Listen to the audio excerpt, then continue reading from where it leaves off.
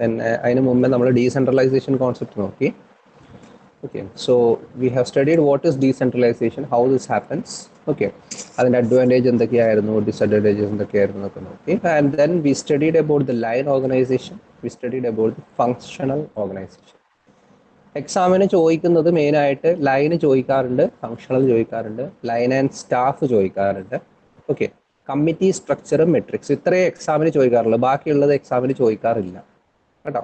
അപ്പോൾ നിങ്ങൾ ഇത്രയും ഫോക്കസ് ചെയ്തിട്ട് പഠിക്കുക, ഈ 5 എണ്ണം പഠിച്ചു നോക്കുക. This is A surely expected question of like 7 or 8 marks. Okay, because it involves diagrams and നിങ്ങൾ ചെയ്യേണ്ടത്, if you are drawing the line organisational structure, you have to say what is line organizational structure, എന്താണെന്നുള്ളത് കാണിച്ചു കൊടുക്കുക, എന്നിട്ട് അതിൻ്റെ type പറയുക.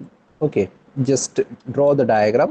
ഒരുപാട് എഴുതി എക്സ്പ്ലെയിൻ ചെയ്യേണ്ട ആവശ്യമില്ല, ഈ ഡയഗ്രാം കാണുമ്പോൾ തന്നെ മാർക്കിലേക്ക് പോകും. Okay, so U draw the diagrams and then you write its characteristics. What are the characteristics of this particular organizational structure and advantages, disadvantages. Advantages and disadvantages ആ ഡയഗ്രാം നോക്കിയാൽ തന്നെ നിങ്ങൾക്ക് ഏകദേശം മനസ്സിലാവും. And finally what is its suitability. ഈ ഫോമിൽ എഴുതിയാൽ മാത്രമേ നിങ്ങൾക്ക് മാർക്ക് കിട്ടുള്ളൂ. വെറുതെ line organisation all the information top to bottom flow ചെയ്യുന്നതായിട്ട് ഒരു പാരഗ്രാഫ് എഴുതി വെച്ച് ഇൻഡസ്ട്രിയലിൽ മാർക്ക് കിട്ടില്ല, ഞാൻ എപ്പോഴേ പറയാം. Okay, similarly that is for functional organisation. We have studied this, അതായത് ഫങ്ഷണൽ എക്സ്പേർട്സിനെ ക്രിയേറ്റ് ചെയ്തിട്ട് അവർക്കുള്ളിൽ ഓർഗനൈസേഷൻ റൺ ചെയ്യുന്നതാണ് ഫങ്ഷണൽ ഓർഗനൈസേഷൻ. അത് നമ്മൾ ഇന്നലെ നോക്കിയത്. Okay, so today we will see line and staff organisational structure. Okay, so this is a combination of both. രണ്ട് സംഭവമാണ്. ഒരു ഡിപ്പാർട്ട്മെന്റിൽ ഒരു സൂപ്പർവൈസർ ഉണ്ടാവും. ഓക്കെ, ഈ സൂപ്പർവൈസർ വർക്കറിന് ഇൻസ്ട്രക്ഷൻ കൊടുക്കും. Okay, so you have a supervisor.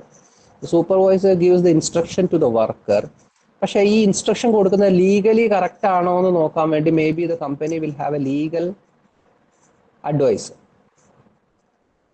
Okay, ഈ ലീഗൽ അഡ്വൈസർ എന്ന് പറഞ്ഞാൽ ചിലപ്പോൾ ഒരു അഡ്വക്കേറ്റ് ആവാം, ആരെങ്കിലും ആവാം. Okay, so this legal adviser gives the എന്താ പറയുക ഇൻസ്ട്രക്ഷൻ ടു ദ സൂപ്പർവൈസർ.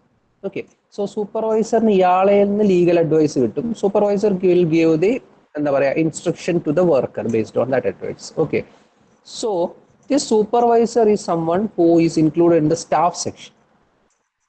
നേരെ മറിച്ച് this legal advisor is someone who is included in the staff section. നേരെ മറിച്ച് ഈ സൂപ്പർവൈസറും വർക്കറും തമ്മിൽ എന്ത് ടൈപ്പ് സ്ട്രക്ചർ ആയിരുന്നത്, ലൈൻ സ്ട്രക്ചർ ആണ്. So line and staff structure എന്ന് പറഞ്ഞാൽ it is a combination of ഈ ലൈൻ സ്ട്രക്ചറിന്റെയും സ്റ്റാഫ് സ്ട്രക്ചറിന്റെയും ഒരുമിച്ചുള്ള കോമ്പിനേഷനാണ് ലൈൻ ആൻഡ് സ്റ്റാഫ് സ്ട്രക്ചർ എന്ന് പറയുന്നത്. അതായത് ഇവർക്ക് ഡയറക്റ്റ് ആയിട്ട് കമ്മിറ്റ്മെന്റ് ഇവരുമായിട്ട് എന്താ ഇല്ല. അതായത് this person can take the advice, but this person doesn't have the right or authority. ഇവിടെ അതോറിറ്റി എന്ന് പറഞ്ഞൊരു പ്രശ്നം വരുന്നുണ്ട്. ഇയാൾക്ക് അതോറിറ്റി ഇല്ല. ലീഗൽ അഡ്വൈസർക്ക് സൂപ്പർവൈസർ ഇത് ചെയ്യണം എന്ന് പറയാനുള്ള അതോറിറ്റി ഇല്ല. പക്ഷെ സൂപ്പർവൈസർക്ക് വർക്കറിനോട് എന്തുണ്ട്, he has the authority. This is the difference between line and staff organisation. അപ്പോൾ പെർട്ടിക്കുലർ സെക്ഷൻ ഓഫ് സ്റ്റാഫ് ഉണ്ടാവും, പെർട്ടിക്കുലർ സെക്ഷൻ ഓഫ് എന്താ വർക്കർ റേഞ്ച് ഉണ്ടാവും. അപ്പോൾ ലൈൻ ഓർഗനൈസേഷന്റെ കൂടെ ഒരു ഡെഡിക്കേറ്റഡ് സെക്ഷൻ ഓഫ് സ്റ്റാഫിന് ഇട്ടിട്ടുള്ള ഒരു സംഭവമാണ് line and staff organisation. Okay, സംഭവം ഏകദേശം മനസ്സിലായി എന്ന് വിചാരിക്കുന്നു. ഇപ്പം ഗവൺമെന്റിന്റെ ഒക്കെ കേസിൽ നിങ്ങൾക്ക് ആലോചിച്ചാൽ മനസ്സിലാവും. ഇപ്പം എന്നെ ചീഫ് മിനിസ്റ്റർക്ക് ഒരു പേഴ്സണൽ അസിസ്റ്റന്റ് ഉണ്ടാവും അല്ലെ. ഇപ്പൊ ചീഫ് മിനിസ്റ്റർ ഉണ്ട്. ഈ ചീഫ് മിനിസ്റ്ററിന്റെ താഴെ കുറച്ച് പേഴ്സണൽ, അതായത് ഇത് CM ആണ്. ഓക്കെ, CM-ന് താഴെ എന്തുണ്ട്, ഒരുപാട് മിനിസ്റ്റേഴ്സ് ഉണ്ട്. Okay, so these are number of ministers. The ministers takes the direct information from the chief minister. Okay, പക്ഷേ ചീഫ് മിനിസ്റ്റർ കേസ് നോക്കിക്കഴിഞ്ഞാൽ നിങ്ങൾക്ക് മനസ്സിലാവും, അയാൾക്കൊരു എന്താ പറയുക ചീഫ് വിപ്പ് ഉണ്ട്, അതേപോലെ തന്നെ ഒരു ലീഗൽ അഡ്വൈസർ ഉണ്ട്. ഓക്കെ, അതേപോലെ അയാൾക്കൊരു ഒരു മൊത്തത്തിലുള്ളൊരു ഉപദേശക സമിതി ഉണ്ട് അല്ലെ. പക്ഷേ ഈ ഇവിടെ നിന്നുള്ള ഇൻഫർമേഷൻ CM എടുക്കുമെങ്കിലും his information to the line is his own information. മനസ്സിലായോ? ഇതാണ് line and staff type of organisation. There will be a particular staff section and a line section. ഇവർ തമ്മിൽ, സ്റ്റാഫ് സെക്ഷനും ലൈൻ സെക്ഷനും തമ്മിൽ ഡയറക്റ്റ് ഇൻഫർമേഷൻ അതോറിറ്റി ഒന്നുമില്ല, പക്ഷേ they take the advice of the staff.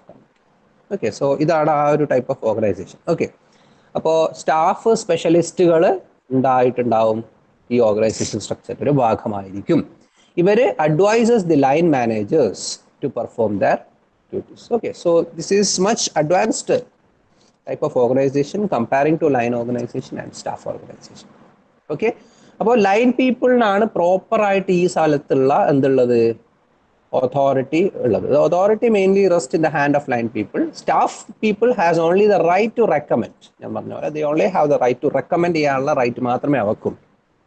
And they have അതിൽ ഏറ്റവും important ആയിട്ടുള്ള കാര്യം they have no authority to enforce the preference on other department. ഇതാണ് പറഞ്ഞ line and staff organisation structure എന്ന് പറയുന്നത്. ഇവിടെ പ്രോപ്പർ ആയിട്ട് അഡ്മിനിസ്ട്രേഷൻ സെക്ഷൻ ഏതാണ്, പ്ലാനിങ് സെക്ഷൻ ഏതാണ്, എക്സിക്യൂഷൻ സെക്ഷൻ ഏതാണെന്നൊക്കെ പറഞ്ഞ് പ്രോപ്പർ ആയിട്ട് ഒരു ഇൻഡസ്ട്രീനെ ഡിസ്റ്റിങ്വിഷ് ചെയ്ത് വെച്ചിട്ടുണ്ട്. ഓക്കെ, അപ്പോൾ സ്റ്റാഫ് ഓഫീസേഴ്സ് ലൈൻ ഓഫീസേഴ്സിന് അഡ്വൈസ് മാത്രമേ കൊടുക്കുകയുള്ളൂ, അവർക്ക് കമാൻഡ് ചെയ്യാനുള്ള പവർ ഇല്ല എന്നത് പ്രത്യേകം ഓർത്ത് വെക്കുക. ഓക്കെ, അതായത് അവരൊരു supplementary section of the company. Okay, so that is line and staff organisation structure. Okay, കേൾക്കാൻ പറ്റുന്നില്ല പറയുന്നത്? സൗണ്ട് ഓക്കെ അല്ലേ? Okay, so we will see the diagram. So see the diagram of line and staff organization. ഇവിടെ you can see there is a president. ഒരു കമ്പനീൻ്റെ case എടുത്തോളൂ. ഞാനിവിടെ തിക്കായിട്ട് ഇവിടെ കാണിച്ചിരിക്കുന്ന ലൈൻ ഓർഗനൈസേഷൻ്റെ സ്ട്രക്ചറാണ്. ഡോട്ടഡ് ലൈനിൽ കാണിച്ചിരിക്കുന്നത് സ്റ്റാഫ് അതോറിറ്റിയുടെ ഡയഗ്രാമാണ്. ഓക്കെ, എങ്ങനെ ഇൻഫർമേഷൻ ഫ്ലോ ചെയ്യുന്നത് നോക്കൂ. Okay, so you can C the പ്രസിഡന്റിന് ഡയറക്റ്റ് ആയിട്ട് ഇൻഫർമേഷൻ വൈസ് പ്രസിഡന്റിലേക്ക് പോകുന്നു. ഓക്കെ, അപ്പോൾ ഈ സമയത്ത് ഈ പ്രസിഡന്റിന് എന്തുണ്ട്, ഒരു കൺട്രോൾ ഉണ്ട്. He has a direct control on the legal adviser. ഇനി ലീഗൽ അഡ്വൈസർ വൈസ് പ്രസിഡന്റിനെയും ഫിനാൻസിലുള്ള വൈസ് പ്രസിഡന്റിനെയും പ്രൊഡക്ഷനുള്ള വൈസ് പ്രസിഡന്റിനെയും സെയിൽസിലുള്ള വൈസ് പ്രസിഡന്റിനൊക്കെ he will give the legal advices. നിയമപരമായി കറക്റ്റ് ആണോ നോക്കിയിട്ട് മാത്രമേ ആ കമ്പനി ആ കാര്യങ്ങളൊക്കെ ചെയ്യുള്ളൂ. So basically this person will give advice to him and him. These three people get the advice from the legal advisor. But the issue is they will only take the orders from the president. That is the difference. Okay, legal advisor doesn't have the authority to control either the vice president of sales, production or finance. This is the difference between line and staff organization. So this legal advisor is considered to be the person from the staff section, and the president, vice president, everyone is considered from the line section. Okay, so this is the difference. Staff section, this person cannot control these people, and also this person only have the right to give advice, and he has no right to, or he has no authority over the other workers. Okay, now you can see vice president of sales is someone, സെയിൽസിന്റെ president, ഇയാൾക്ക് സെയിൽസുമായുള്ള suggestions കൊടുക്കാനേ സൂപ്പർവൈസർക്ക് പറ്റുള്ളൂ. അപ്പോൾ supervisor, production സൂപ്പർവൈസറും ഈ സെയിൽസിലെ vice president തമ്മിൽ എന്താ ഉള്ളത്? They are having A staff authority. അപ്പോൾ പ്രൊഡക്ഷൻ സൂപ്പർവൈസർക്ക് അറിയാം എത്ര പ്രൊഡ്യൂസ് ചെയ്യണം, എന്ത് ഇതാക്കണം എന്നുള്ളത്. അപ്പോൾ അതിൽ ഫോർകാസ്റ്റിങ്ങും മറ്റു കാര്യങ്ങളും വെച്ചിട്ട് സെയിൽസിനായിട്ടുള്ള സംബന്ധമായ അഡ്വൈസ് ഒപ്പീനിയൻ മാത്രമേ വൈസ് പ്രസിഡന്റ് ഇവിടെ കൊടുക്കൂ. സോ ഇവർ തമ്മിൽ ഇവിടെ എന്താ ഒരു സ്റ്റാഫ് അതോറിറ്റിയാണ്. ഓക്കെ, so നേരെ മറിച്ച് you can see directly under the vice president of production supervisor വരുന്നുണ്ട്, അതിൻ്റെ താഴെ വർക്കേഴ്സ് ഒക്കെ വരും. Okay, so this is the basic structure of line and staff organisation. There will be separate line authority and separate staff authority. Staff authority does not have the control over the line authority. അല്ലെ direct orders കൊടുക്കില്ല. They will only be able to guide the workers from the line authority. Okay, അപ്പോൾ ഈ ഒരു ഓർഗനൈസേഷൻ്റെ സ്ട്രക്ചറിൻ്റെ ഏറ്റവും വലിയ issue എന്തായിരിക്കും നിങ്ങൾക്ക് അപ്പോൾ പറയാൻ പറ്റുമോ? അങ്ങനെയാണെങ്കിൽ നന്ദകിഷോറിന് പറയാൻ പറ്റുമോ? What will be the main issue? ഇതിൽ ഏറ്റവും വലിയ പ്രശ്നം എന്തായിരിക്കും ഈ ടൈപ്പ് ഓഫ് അതോറിറ്റിയിൽ?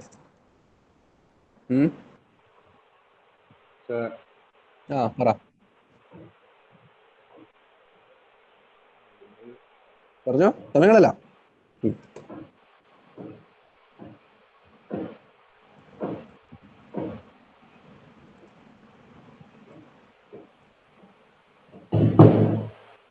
മേശയെല്ലാം പൊളിക്കാണല്ലോ.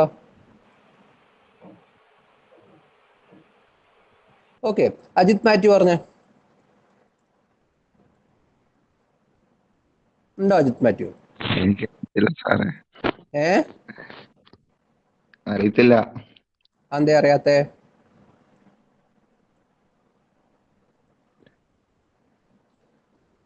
ഓക്കെ, അഞ്ജിതൊക്കെ അറിയോ? അഞ്ജിതനെ ഞാൻ ഇതുവരെ പിടിച്ചിട്ടില്ല. കേട്ടിട്ടില്ല, ഞാനത് കട്ടായി പോയി എൻ്റെ ക്ലാസ്. അപ്പം ഒന്നുകൂടി ചോദിക്കോ? ലൈനും സ്റ്റാഫ് ഓർഗനൈസേഷനും ആണ് നമ്മളിപ്പോൾ പഠിക്കുന്നത്. ഇവർ തമ്മിലുള്ള ഡിഫറൻസ് എന്താ? അല്ല, ഡിഫറൻസ് അല്ല, ലൈൻ ഡിഫറൻസ് അബൌട്ട് അങ്ങനെയുള്ള question. Line and staff organisation സ്ട്രക്ചറിനെ കുറിച്ചാണ് നമ്മൾ പഠിച്ചത്. ഇപ്പോൾ ഈ സ്ട്രക്ചറിലെ ഏറ്റവും വലിയ ഡിസഡ്വാൻറ്റേജ് എന്തായിരിക്കും എന്നാണ് ചോദിച്ചത്. അത് ലൈൻ ആൻഡ് സ്റ്റാഫ് ഓർഗനൈസേഷനിൽ സ്റ്റാഫിന് നേരിട്ട് ഒരു അതോറിറ്റി ലൈൻസ് നിയമിച്ചില്ല. അപ്പോൾ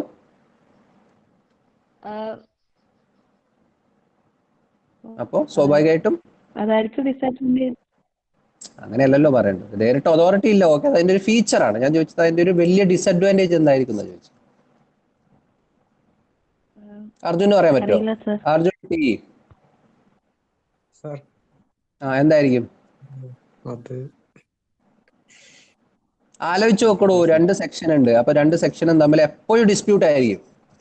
There will always be dispute between the line organization and staff organization. ഒരിക്കലും ഇങ്ങനത്തെ ഒരു സിസ്റ്റത്തില് പ്രോപ്പറായിട്ട് കാര്യം നടക്കൂല. ഈ സ്റ്റാഫ് സെക്ഷൻ തമ്മിൽ ലൈൻ സെക്ഷൻ തമ്മിൽ ഈഗോ ഇഷ്യൂസും ഡിസ്പ്യൂട്ടും കണ്ടിന്യൂസ് ആയിട്ട് ആ കമ്പനിയിൽ ഉണ്ടാവും. Okay, that is the major disadvantage of this type of organisation structure. Okay, so ഞാൻ ക്ലാസ്സിൽ നിന്ന് പുറത്താക്കുന്നതെന്ന് നിങ്ങൾ പേടിക്കണ്ട ക്വസ്റ്റ്യൻ ചോദിച്ചിട്ട്.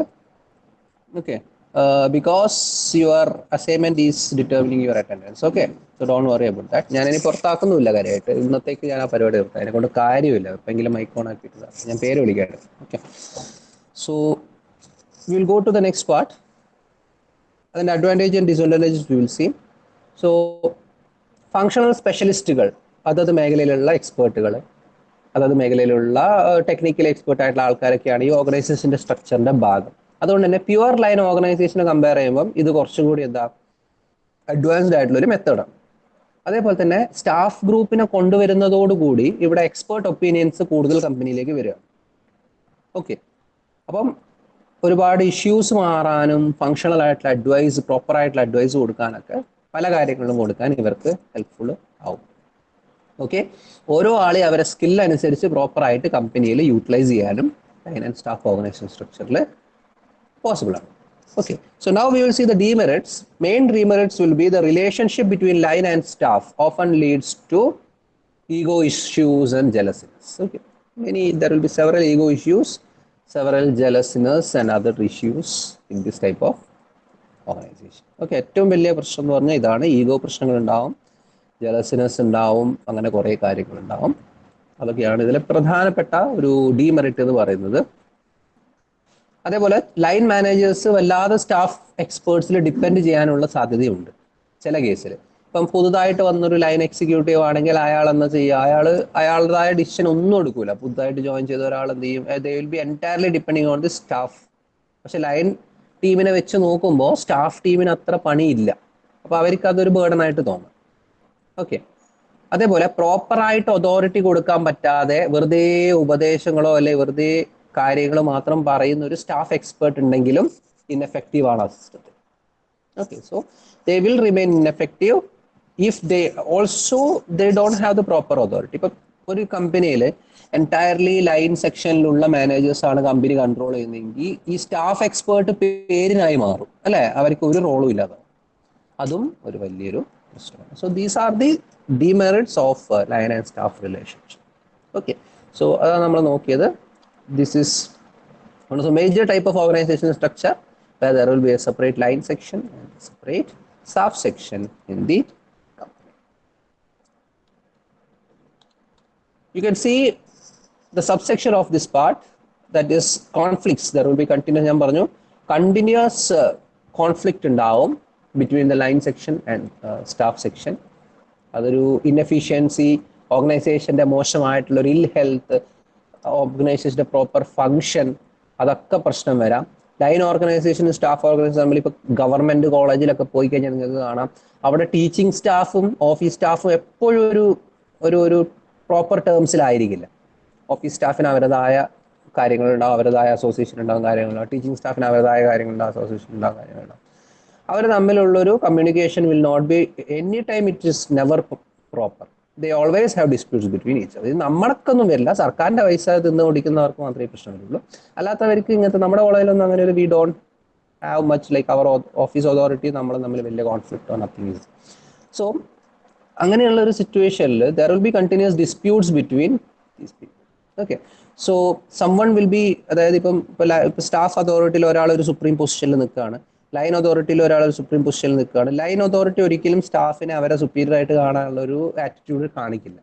അപ്പോൾ ഈ view point is very much different in this type of organisation. Okay, so staff always undermines the line authority. അതാണ് ഏറ്റവും വലിയ പ്രശ്നം. ഇപ്പോൾ ഒരു ലീഗൽ അഡ്വൈസർ ഉണ്ടെങ്കിൽ ഒരു ലീഗൽ അഡ്വൈസറിന്റെ കമ്പനി എന്ത് ചെയ്യും? ഓൾവേസ് ദ ലീഗൽ അഡ്വൈസർ, ഇവൻ എൻ്റെ അത്ര ഒന്നും അറിയില്ല എന്നുള്ളൊരു പ്രിജുഡൈസ് ഉണ്ടാവും ആർക്ക്? ആ ലീഗൽ അഡ്വൈസറെ മനസ്സിൽ.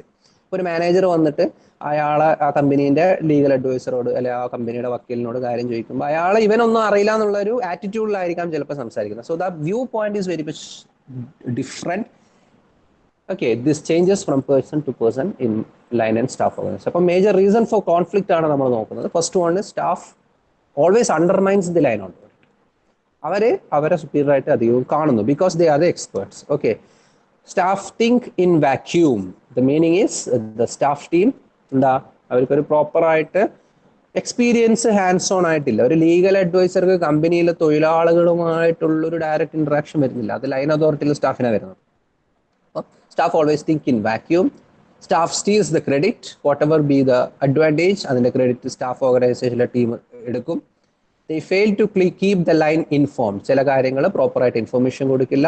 And they fails to give sound advice to the line. Proper advice ചില സമയത്ത് കൊടുക്കാൻ ചാൻസ് ഇല്ല. പല സിറ്റുവേഷൻസിനും പല പിന്നെ സ്ഥലങ്ങളിലും സ്റ്റാഫ് അതോറിറ്റിനെ മൊത്തം വേണ്ടാന്ന് വെച്ച സിറ്റുവേഷൻ വരെ വന്നിട്ടുണ്ട്.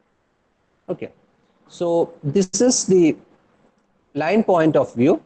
ഓക്കെ, ലൈനുകാരുടെ പ്രധാന ചിന്താഗതികൾ സ്റ്റാഫുകാരെ കുറിച്ച് ഇതാണ്. ഓക്കെ, അവർ വില തരുന്നില്ല, അവരെന്തൊക്കെയോ ഒരു ഐഡിയ ഇല്ലാതെ എന്തൊക്കെയോ പറയാണ്, നമ്മളാണ് ശരിക്കും വർക്ക് ചെയ്യുന്നത്, നമ്മൾ ചെയ്യുന്ന ക്രെഡിറ്റ് അവരാണ് എടുക്കുന്നത്, പ്രോപ്പറായിട്ട് ഇൻഫർമേഷൻ തരുന്നില്ല, പ്രോപ്പറായിട്ട് അഡ്വൈസ് തരുന്നത്, ഇതൊക്കെയാണ് ലൈനുകാർ പറയുന്ന മെയിൻ ഇഷ്യൂസ്. സ്റ്റാഫുകാരുടെ പോയിന്റ് ഓഫ് വ്യൂവിൽ എന്താ, they don't listen to the staff people, line people.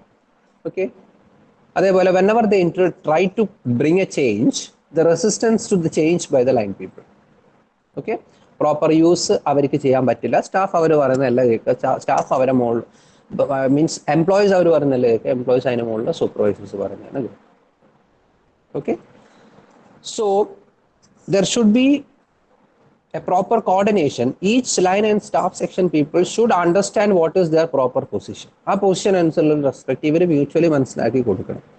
അതേപോലെ തന്നെ വർക്കേഴ്സിന്റെ ഇടയ്ക്ക്, ലൈൻ സ്റ്റാഫിന്റെ ഇടയ്ക്ക് they should be properly educated and encouraged to use the staff effectively. Okay, അതേപോലെ തന്നെ പ്രിസൈസ് ആയിട്ടുള്ള, കംപ്ലീറ്റ് ആയിട്ടുള്ള, proper informations staff should be able to render. Okay, so ഇതാണ് ലൈൻ ആൻഡ് സ്റ്റാഫ് ഓർഗനൈസേഷൻ, വളരെ ഇമ്പോർട്ടൻ്റ് ആണ്. അപ്പോൾ അടുത്തത് next one is matrix organisation structure. Okay, so will see what is matrix organisation structure. Okay, now maybe I will ask a few questions to someone. ഇന്ന് വളരെ കുറവാണ് അല്ലേ കുട്ടികൾ? Just ഒന്ന് അപ്ഡേറ്റ് അറ്റൻഡൻസ് ചെയ്യാം. ഇന്ന് എന്തെങ്കിലും എക്സാമോ സപ്ലിയോ മറ്റോ ഉണ്ടോ? സപ്ലി ഉണ്ട്. അതുകൊണ്ടാണോ കുറവ് അല്ലേ? കുഴപ്പമൊന്നുമില്ല. ഞാൻ അറ്റൻഡൻസ് ആഡ് ഓണും കൂടി ഒന്ന് ഇട്ട് വെക്കാം കേട്ടോ, വന്നിട്ടില്ലെങ്കിൽ പ്രശ്നം. ഓക്കെ, ഞാൻ ഇന്നലെ ശ്രീരാജിനൊക്കെ ഞാൻ ഇന്നലെ വിളിച്ചു അല്ല, ഞാൻ വിഷ്ണുവിനെ വിളിച്ചു, സ്വരാഗിനെ വിളിച്ചു, ഷിബിൻ കെ വി വിളിച്ചു, ഷിബിൻ ശിവനോ അല്ല സിബിൻ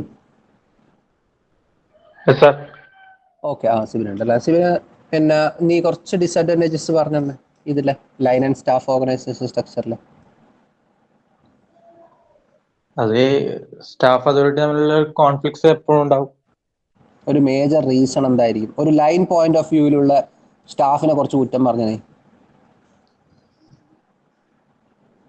എന്നുവെച്ചാൽ അവര് പാസ് ചെയ്യുന്ന ഇൻഫർമേഷൻ ഇതെല്ലാം അവർക്ക് കൺവിൻസ് ആവണമെന്നില്ലല്ലോ എല്ലാവർക്കും. ഓക്കെ, പിന്നെ ഞാൻ പറഞ്ഞത് നീ ഒരു ലൈൻ സ്റ്റാഫാണ്. ഓക്കെ, നിനക്ക് സ്റ്റാഫ് സെക്ഷനെ കുറിച്ചുള്ള പരാതികൾ പറ.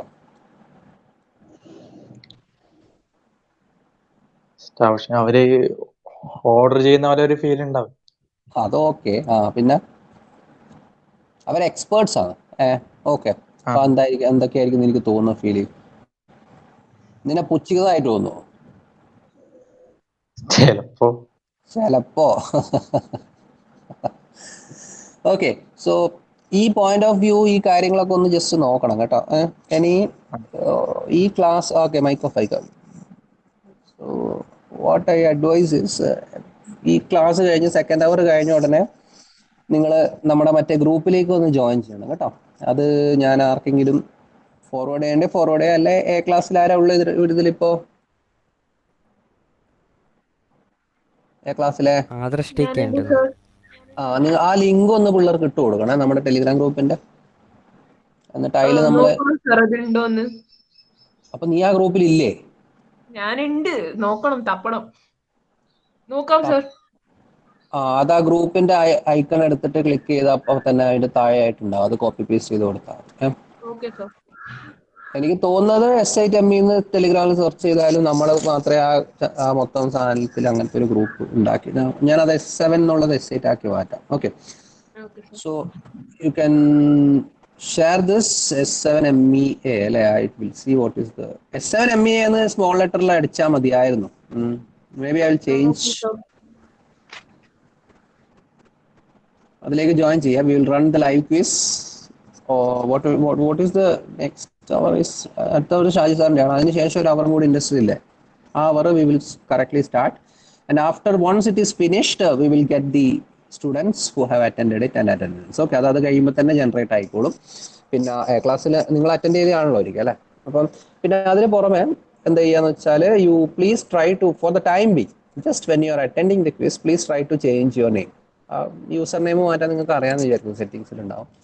അറ്റ്ലീസ്റ്റ് അത് കഴിയുന്നവരെ മാത്രം. നിങ്ങളിപ്പോൾ ഓരോ പേരായിരിക്കും എടുത്തിട്ടുണ്ടാവുക. ഇപ്പോൾ എന്തെങ്കിലുമൊക്കെ പേരായിരിക്കും, പിന്നെ പിന്നെ എന്താ മാഡ് ജോക്കർ എന്നൊക്കെ പേരായിരിക്കും. അപ്പോൾ ജസ്റ്റ് നിങ്ങളുടെ പേര് മാറ്റുക, ആക്ച്വൽ നെയിം ആക്കുക, അല്ലെ റോൾ നമ്പർ ആക്കുക. Actual name, roll number. അതായത് എ ക്ലാസ് ആണെങ്കിൽ എ ക്ലാസ് എന്ന് ഇടണേ, ബി ആണെങ്കിൽ ബി എന്ന് ഇടുക. So that I can find the attendance. Okay. So എന്നിട്ട് അതിന് ശേഷം നിങ്ങൾ you can change the name accordingly once the quiz is finished. അല്ലെങ്കിൽ ക്വിസിന്റെ റിസൾട്ട് വരുമ്പോൾ നിങ്ങളുടെ പേരായിരിക്കില്ല അവിടെ വരിക, വേറെ നിങ്ങൾ കൊടുത്ത പ്രൊഫൈൽ നെയിം ആയിരിക്കും വരിക. അത് ജസ്റ്റ് കയറിയിട്ട് സെറ്റിംഗ്സിൽ ഒന്ന് ജസ്റ്റ് റീനെയിം ചെയ്ത് വെച്ചാൽ അത് കഴിഞ്ഞിട്ട് നിങ്ങൾ പിന്നെ തിരിച്ച് മാറ്റി. Okay. So now will see the matrix organisation structure. അപ്പോൾ യൂണിറ്റി ഓഫ് കമാൻഡ് എന്ന് പറയുന്ന ഒരു സാധനം ഞാൻ പറഞ്ഞു തന്നിരുന്നു നിലവിൽ. അതല്ല, യൂണിറ്റി ഓഫ് കമാൻഡ് എന്ന് പറഞ്ഞാൽ person will be getting the information, അല്ലെ person will be getting the instruction from a single head. ഒരു സിംഗിൾ ഹെഡിൽ നിന്ന് ഒരാൾക്ക് ഇൻഫർമേഷൻ കിട്ടുമ്പോഴാണ് അതിനെ നമ്മൾ എന്ത് പറയുന്നത്, അതിന് നമ്മൾ യൂണിറ്റി ഓഫ് കമാൻഡ് എന്ന് പറയുന്നത്. അതിന്റെ നേരെ ഓപ്പോസിറ്റ് ആണ് ഈ മെട്രിക്സ് ഓർഗനൈസേഷൻ സ്ട്രക്ചർ എന്ന് പറയുന്നത്. Okay, so this is something where there are this is a form of matrix. Okay, so you can see ഇവിടെ ഒരു വർക്കർ ഉണ്ട്. Suppose there is a worker here. Okay, this worker will be getting the information from a supervisor 1 here, and he will also be getting the information from a supervisor 2 here. Okay, and there will be another set of worker here. അയാൾക്ക് വേറൊരു സൂപ്പർവൈസറിന് ഇവിടെ opinion കിട്ടുന്നുണ്ടാവും. Okay. And ഇങ്ങനെ പോകുന്ന അതായത് 2-3 എന്തെങ്കിലും regarding several subject, അതായത് ഒരു particular may be production സെക്ഷനുമായിട്ട് ബന്ധപ്പെട്ടത്, മാർക്കറ്റിംഗ് സെക്ഷനുമായിട്ട് ബന്ധപ്പെട്ട പല സെക്ഷനുമായിട്ട് ബന്ധപ്പെട്ട ഇൻഫർമേഷൻ പല സൂപ്പർവൈസേഴ്സിന് കിട്ടുമ്പോഴാണ് മെട്രിക്സ് ഓർഗനൈസേഷണൽ സ്ട്രക്ചർ ഉണ്ടാകുന്നത്. Okay. So it is basically A 2-dimensional structure. മറ്റേത് വെച്ച് നോക്കുമ്പോൾ ഒരു യൂണിഫോം ഫ്ലോ ആയിട്ടുള്ളൊരു ഇൻഫർമേഷൻ ഫ്ലോ അല്ല മെട്രിക്സ് സ്ട്രക്ചറിൽ വരുന്നത്. This is basically A 2-dimensional structure. Okay, so directly from 2 dimensions of authority people are getting information. So not only a single authority, ഒരു single authority എന്നല്ല, ഒരാൾക്ക് ഒന്നിൽ കൂടുതൽ അതോറിറ്റിയുടെ ഇൻഫർമേഷൻ ഈ ഓർഗനൈസേഷണൽ സ്ട്രക്ചറിൽ കിട്ടും. ഓക്കെ.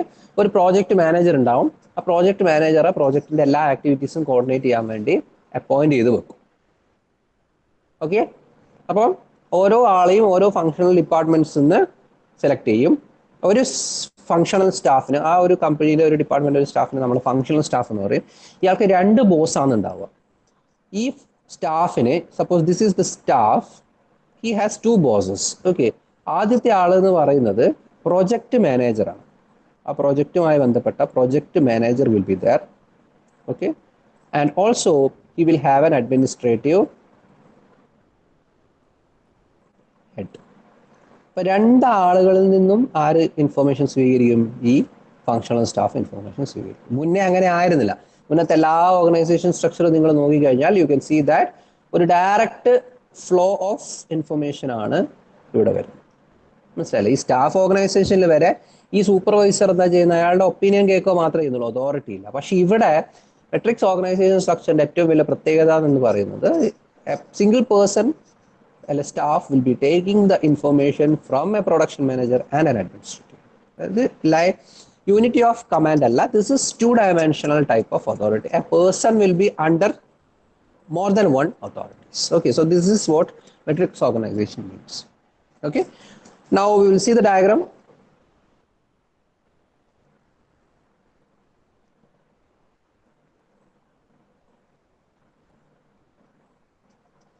Okay, ഇവിടെ there will be a top management. Okay, ഒരു top management ഉണ്ട്, and this information is given to the sales executive. Sales section like information പോകുന്നു. ഓക്കെ, മാനുഫാക്ചറിങ് സെക്ഷനിൽ ഒരു മാനേജർ ഉണ്ട്, സെയിൽസ് സെക്ഷനിൽ ഒരു മാനേജർ ഉണ്ട്, ഫിനാൻസ് സെക്ഷനിൽ ഒരു മാനേജർ ഉണ്ട്, ഹ്യൂമൻ റിസോഴ്സ് HR-ഉമായിട്ട് ബന്ധപ്പെട്ട ഒരു മാനേജർ. ഓക്കെ, ഇനി ഓരോ പർട്ടിക്കുലർ പ്രോജക്റ്റ് ഉണ്ടാവും കമ്പനിക്ക്. അപ്പോൾ ഓരോ പ്രോജക്റ്റിനും ഓരോ പ്രോജക്റ്റ് മാനേജറെ ഉണ്ടാക്കി വച്ചിട്ടുണ്ട്. അപ്പോൾ ഈ മൊത്ത സെക്ഷനെയാണ് നമ്മൾ എന്ത് പറയുന്നത്? This section is called as administrative section. Okay, and this section is called as project managers. Okay, so ശ്രദ്ധിക്കൂ, ഈ മാനുഫാക്ചറിംഗ് യൂണിറ്റിൽ you can see that the manufacturing unit receives information both from project manager A and from project manager B. ഈ മൊത്തം കാര്യങ്ങൾ നിങ്ങൾ ശ്രദ്ധിച്ചാൽ this is something in connection with project A. ഇത് project B യുമായി ബന്ധപ്പെട്ട കാര്യമാണ്, and this is related to project C. Okay, അപ്പോൾ പ്രോജക്റ്റ് എയിൽ നിങ്ങൾ നോക്കിയാൽ you can see that manufacturing മാനേജറിന്റെ കൺട്രോളിലും മാനുഫാക്ചറിങ് പ്രൊജക്ട് മാനേജറിന്റെ കൺട്രോളിലും ആയിരിക്കും ഈ മാനുഫാക്ചറിങ് യൂണിറ്റ് വരും. So two dimensional way of commanding ആണ് ഇവിടെ വരും. Okay, so that is the difference in matrix organisation. Also you can see the sales manager. Sales manager will receive information both from the sales unit and also from the manufacturing unit. Okay, and sales unit ആണ് finance unit ലേക്ക് information കൊടുക്കുന്നത്. അതേപോലെ finance manager will give the information. The finance unit HR ന് information കൊടുക്കുന്നു, HR manager HR unit control. ഈ ഇത്രയും section. അപ്പോൾ നിങ്ങൾ നോക്കിക്കഴിഞ്ഞാൽ എത്രത്തോളം ഒരു കമ്പനിയിൽ പ്രോജക്ട്സ് ഉണ്ടോ അത്രത്തോളം പാർട്ടായിട്ട് സ്പ്ലിറ്റ് ചെയ്തിട്ടാണ് അല്ലേ? ഒരു കമ്പനിയിൽ തന്നെ ഓരോ പ്രോജക്റ്റിനും ആയിട്ട് ഓരോ മാനുഫാക്ചറിങ് യൂണിറ്റുകളും സെയിൽസ് യൂണിറ്റും ഫിനാൻസ് യൂണിറ്റും ഹ്യൂമൻ റിസോഴ്സ് യൂണിറ്റ് ഒക്കെ ഉണ്ട്. മനസ്സിലായോ? So various projects are split up into manufacturing unit, sales unit, finance unit, human resource unit etcetera. Under each project there will be a project manager and several other managers. Okay, ഇതിൽ വേറൊരു പ്രത്യേകത എന്ന് പറഞ്ഞാൽ only the project manager varies here. You can see that project manager ഓരോ project അനുസരിച്ച് A, B, C എന്ന് പറഞ്ഞനുസരിച്ച് മാറുന്നുണ്ട്. പക്ഷേ top level management does not change. അതൊന്ന് നമ്മൾ നോട്ട് ചെയ്യണം അല്ലേ? Why? Top level management always remains the same. Every manufacturing unit will receive information from the same manufacturing manager. അതേപോലെ every finance unit will receive information from the top level management does not change. അതാണ് ഇവിടുത്തെ ഒരു പ്രത്യേകത matrix organization. So this is the basic structure of matrix organization. Okay, so next one is we will see what are its advantages. അപ്പോൾ ഈ ഡയഗ്രത്തിൽ okay, so ഇതാണ് matrix organizationന്റെ basic structure. Okay, now what we will do is we will see its merits and demerits. ഓരോ project ആയിട്ട് ഒരു കമ്പനീനെ split ചെയ്യാണ്. So what happens is your company gets the operational freedom and flexibility. Okay, so ഏതൊരു പ്രോജക്റ്റിലും എന്ത് ചേഞ്ചസും adopt ചെയ്യാൻ പറ്റും. And every project is independent അല്ലേ? Final റിസൾട്ടിൽ മാത്രമാണ് അത് ഫോക്കസ് ചെയ്യുന്നത്. And professional identity is maintain. Okay, so ഒരു പെർട്ടിക്കുലർ മാനേജർ, ഒരു പെർട്ടിക്കുലർ സെക്ഷൻ, ഒരു പെർട്ടിക്കുലർ സ്റ്റാഫ്, അയാളുമായി ബന്ധപ്പെട്ട പ്രോജക്റ്റ്, അതിന്റെ output. So only that is focused. ഒരു എംപ്ലോയിനെ എല്ലാ മാനേജ്മെന്റ് റിസോഴ്സസിനുള്ള റെസ്പോൺസിബിൾ ആക്കി മാറ്റുന്നു. ഇവിടെ നോക്കി കഴിഞ്ഞാൽ മാനുഫാക്ചറിങ് യൂണിറ്റിലുള്ള employee is responsible for the purpose related to the manufacturing. ഇയാളെ അതിനുള്ള ഇൻഫർമേഷനും കൺട്രോളും എല്ലാം ഇയാളെ കയ്യിലാണ്. പക്ഷെ finally he will be informing this person and this person. Okay, so it holds an employee responsible for the management of resources. Okay, ഇനി നമുക്ക് ഡിസഡ്വാൻറ്റേജസ് നോക്കാം. ഒരുപാട് വലിയൊരു സിസ്റ്റമാണ്. This is not a single system, this is a multi dimensional system. അതുകൊണ്ട് തന്നെ proper coordination is very essential, heavily essential. Line and staff ഓർഗനൈസേഷനെക്കാളും coordination യൂത്തിൽ വരണം. പ്രൈവറ്റ് ഫേം ഒക്കെ എടുത്തു കഴിഞ്ഞാൽ ഇപ്പോൾ ബാംഗ്ലൂരൊക്കെ ബേസ് ചെയ്തിട്ടുള്ള കമ്പനീസ് ഒക്കെ എടുത്തു കഴിഞ്ഞാൽ മെട്രിക്സ് ടൈപ്പ് ഓഫ് ഓർഗനൈസേഷൻ സ്ട്രക്ചറാണ് ഉണ്ടാകും. ഓക്കെ, നിങ്ങളൊരു സോഫ്റ്റ്വെയർ കമ്പനി പോയി കഴിഞ്ഞാൽ ആ സോഫ്റ്റ്വെയർ കമ്പനിയിൽ ഒരുപാട് പ്രോജക്ട്സ് വരുന്നുണ്ടാവും. ആ ഒരുപാട് വരുന്ന പ്രോജക്റ്റുകളിൽ ഓരോ പ്രോജക്റ്റിനും ഓരോ പ്രോജക്റ്റ് മാനേജർ ഉണ്ടാവും. പ്രോജക്റ്റ് മാനേജറുടെ കീഴിൽ കുറേ എംപ്ലോയീസ് ഉണ്ടാവും. ആ എംപ്ലോയീസിന് ഓരോ സെക്ഷൻ ആയിട്ട് സ്പ്ലിറ്റ് ചെയ്തിട്ടുണ്ടാവും. അപ്പോൾ നിങ്ങളൊക്കെ ഒരു പ്രൈവറ്റ് ഫേമിൽ പോയി ജോലി ചെയ്ത് കഴിഞ്ഞാൽ you will be dealing with this matrix organisation structure. So നിങ്ങളുടെ ടീം ലീഡർ അല്ലെങ്കിൽ പ്രൊജക്ട് മാനേജറിന്റെ ആറ്റിറ്റ്യൂഡ് അനുസരിച്ചായിരിക്കും നിങ്ങളുടെ മൊത്തം പ്രോജക്റ്റും പോകുന്നുണ്ടാവും. So this calls for greater degree of coordination. Unity of command എന്ന് പറഞ്ഞൊരു കോൺസെപ്റ്റ് ഇല്ല. രണ്ട് സ്ഥലത്ത് നിന്ന് ഇൻഫർമേഷൻ കിട്ടും. പ്രോജക്ട് മാനേജർ ചിലപ്പം എക്സ്പേർട്ട് ആണെങ്കിൽ അയാൾ പറയുന്ന പോലെ ആൾ ചെയ്യും. അല്ലെ ഒരാൾക്ക് പേഴ്സണൽ റിലേഷൻ പ്രൊജക്ട് മാനേജറുമായിട്ടാണെങ്കിൽ അയാൾ പറയുന്ന പോലെ മാത്രമേ കേൾക്കുള്ളൂ. ഈ സ്റ്റാഫ് പറയുന്നത് കേൾക്കാൻ ചാൻസ് ഇല്ല. Okay, so difficult to define the authority and responsibility. അപ്പോൾ മാനേജർ ഒന്ന് പറയുന്നു, പ്രൊജക്ട് മാനേജർ ഒന്ന് പറയുന്നു.